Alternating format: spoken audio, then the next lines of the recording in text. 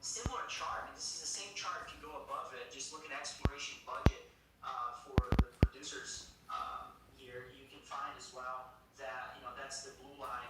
It's also diverging from gold prices. Pretty interesting chart. Exactly the same chart as the CapEx. And regardless if it is the lack of exploration budget, there's also the issue with discoveries, and something that you mentioned is the geological challenge of finding gold and silver today is a big one. Even though people like Quinton Henney are very excited about this bull market or this cycle of gold and silver, and mostly because according to him, we're seeing a lot of new projects coming online, very different in 2011 or so, when a lot of the projects that are being sold are kind of similar to the ones that we saw in 2000 or so, in the late 90s.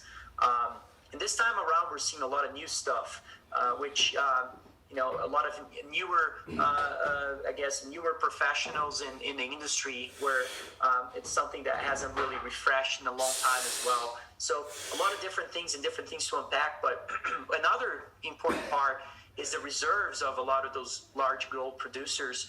When you look at the proven and probable reserves of those guys, and you just look at the mine life, you calculate that we're going to go through a depletion of those reserves pretty significant in the following 5+ years.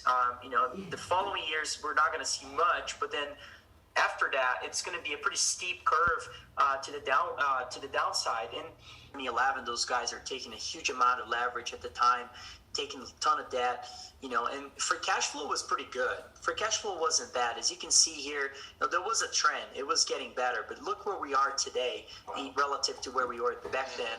And the second thing is, when you look at this, about 60% of the free cash flow generated in this last quarter that was reported was used to pay debt. And now I don't think we've seen anything throughout. I can tell you that in the last 30 years, we have not seen anything like that. So, when you compare, just the mining space, because it's an industry, not a sector, but just relative to any sector in the economy today, just to make it easier to see, you can name any other sector here in the economy.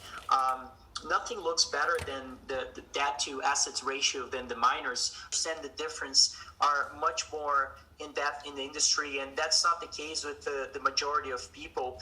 I believe also that the masses are still far away from liking precious metals, and the main reason for that is because of what we're seeing.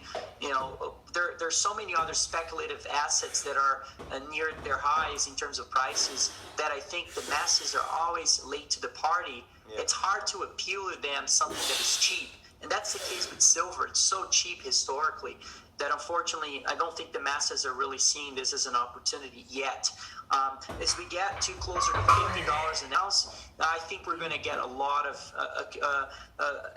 attractiveness by those folks, but not yet. I think the funds are starting to see the opportunity, but any type of venture business that we can do with them, anything that we can do in order to help them to do what they're trying to accomplish is in telling the story. That's the whole reason why we started those videos, is because I think there's not a lot of good people telling the story for some of those businesses, and sometimes it's their own fault.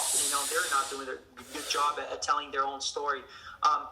As we get to the phase where we see rapid speculation, where we come in with drill results and more positive drill results, obviously the price is going to be higher. And the reason why a lot of people avoid this side of the industry is basically because of the level of speculation that we see. And that allows a business with a long-term mentality like Crescent and exposure in some parts of Brazil, as Quinton has really advised us to do so. And we really like so far in terms of the political environment is getting pretty attractive to some areas of Brazil that we like.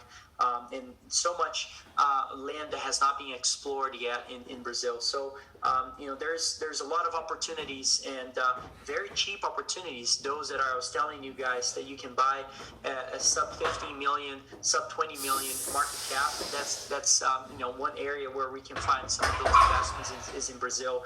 And I really think that the Brazilian real is doomed, and it's probably going to be devaluing significantly versus the dollar. It's right now at about you use 5 reais to buy. The fact that we're our M1 and M2 are growing, out of control. Where do you come down in that in terms of the dollar? Milkshake theory, where it goes sky high, or the dollar is headed downwards because we're printing, or both? Yeah, that's a good question. And I think that the situation from a political, from the political side, from the monetary side, from markets side, in the U.S. it looks really bad, and that's why an investor in the U.S. should be buying hard assets, in my view. But the comparison between U.S. and Brazil, for instance, will continue to actually. No, just look at the last 10 years in terms of Brazilian real. Do you know how many times in the last 10 years, how many years of those 10 Brazilian real actually appreciated versus the dollar? 2. So, the trend is pretty clear. I mean, it's tough to turn those things around. It's a battleship. Yeah. So that's just my point. But that is not to say that the dollar is not in trouble. It certainly is, and we're seeing with the twin deficits problem, the political environment, the issue with even the equity market. But how do you position, for the investor today? When you look at this whole situation of commodities to equity ratio, which for me is the most important chart in the world today, is